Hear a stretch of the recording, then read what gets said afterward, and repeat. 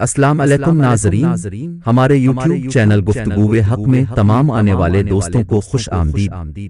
بہت مدت پہلے دور دراز کے ایک ملک میں یہ قاعدہ تھا کہ اس ملک کے لوگ ہر سال اپنا بادشاہ تبدیل کرتے تھے۔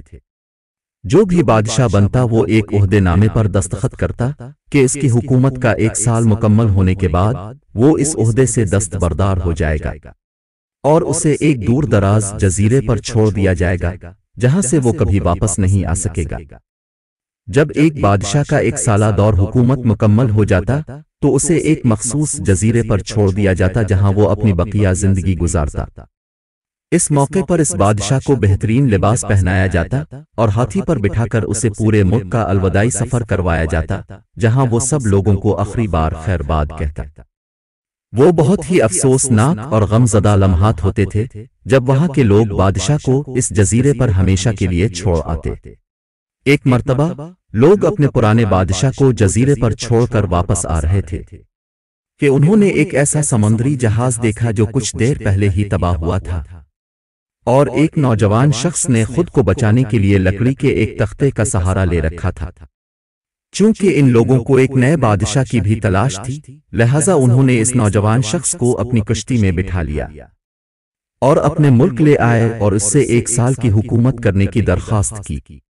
پہلے تو وہ نوجوان نہ مانا، لیکن پھر وہ ایک سال کے لیے بادشاہ بننے پر رضامند ہو گیا۔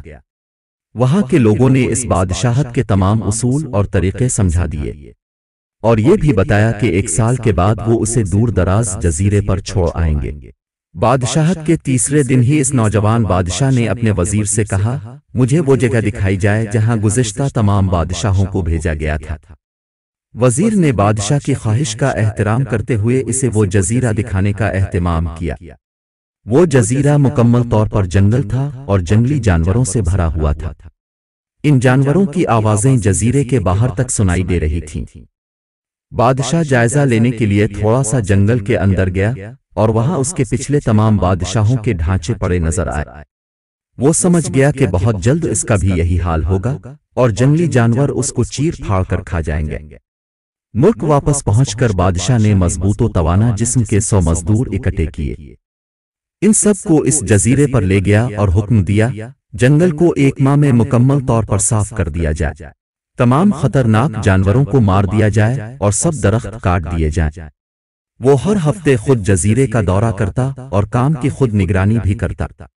پہلے مہینے میں ہی تمام خطرناک جانوروں کو مار دیا گیا اور پھر بہت سے درخت بھی کاٹ دیے گئے۔ دوسرے ماہ تک جزیرہ مکمل طور پر صاف ہو چکا تھا۔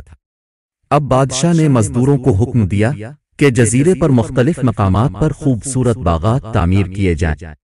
وہ اپنے ساتھ مختلف پالتو جانور، مثال کے طور پر مرغیاں، گائے، بھینسیں، بطخیں اور بھیڑیں وغیرہ بھی جزیرے میں منتقل کرتا رہا۔ تیسرے مہینے میں بادشاہ نے اپنے مزدوروں کو حکم دیا کہ ایک شاندار گھر تعمیر کرے اور اس جزیرے پر ایک بڑی سی بندرگاہ بھی بنائے۔ گزرتے مہینوں کے ساتھ ساتھ وہ جزیرہ ایک خوبصورت شہر میں بدلتا جا رہا تھا۔ وہ نوجوان بادشاہ بہت سادہ لباس زیب تن کرتا اور اپنی ذات پر بہت کم خرچ کرتا۔ اپنی بادشاہت کی زیادہ تر کمائی وہ جزیرے کو بنانے میں لگاتا رہا۔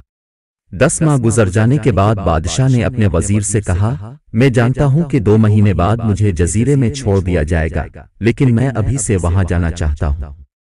وزیر اور دوسرے وزراء اس بات پر متفق نہیں ہوئے اور بادشاہ سے کہا، آپ کو 2 ماہ مزید صبر کرنا ہوگا تاکہ ایک سال مکمل ہو جائے۔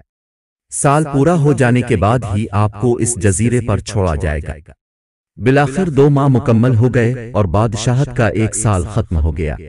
حسب روایت وہاں کے لوگوں نے اپنے بادشاہ کو شاندار لباس پہنایا اور ہاتھی پر بٹھایا تاکہ وہ اپنی رعایا کو خیر آباد کہہ سکے۔ خلاف توقع یہ بادشاہ اپنی الوداعی تقریب پر بہت ہی خوش تھا۔ لوگوں نے اس سے پوچھا، اس موقع پر تمام گزشتہ بادشاہ تو رو رہے تھے لیکن آپ ہنس رہے، آپ کے اس قدر خوش ہونے کی کیا وجہ ہے؟ بادشاہ نے جواب دیا، تم لوگوں نے دانا لوگوں کا وہ قول نہیں سنا، جب تم ایک چھوٹے بچے کی صورت میں اس دنیا میں آتے ہو تو تم رو رہے ہوتے ہو اور باقی لوگ سب ہنس رہے ہوتے ہیں۔ ایسی زندگی جیو کہ جب تم مرو تو تم ہنس رہے ہو اور باقی دنیا رو رہی ہو۔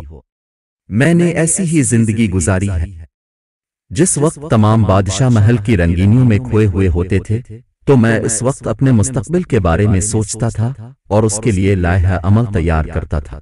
میں نے اب اس جزیرے کو ایک ایسی خوبصورت قیامگاہ میں تبدیل کر دیا ہے جہاں اب میں اپنی باقی زندگی نہایت آرام اور سکون سے گزاروں گا۔ عزیز دوستو، بالکل اسی طرح یہ دنیا ایک محل ہے اور قبر ایک جزیرہ، بالکل اسی طرح ہم کو اس دنیاوی محل کی رنگینیوں کو چھوڑ کر ہمیں قبر کے جزیرے کو ایک خوبصورت باغ بنانا چاہیے اور ہمیں اپنی آخرت کو سنوارنا چاہیے، کیونکہ یہاں کی زندگی ختم ہونے والی ہے اور آخرت کا سفر شروع ہونے والا ہے۔ اللہ پاک آپ کی اور ہماری تمام مشکلات آسان کرے، آمین۔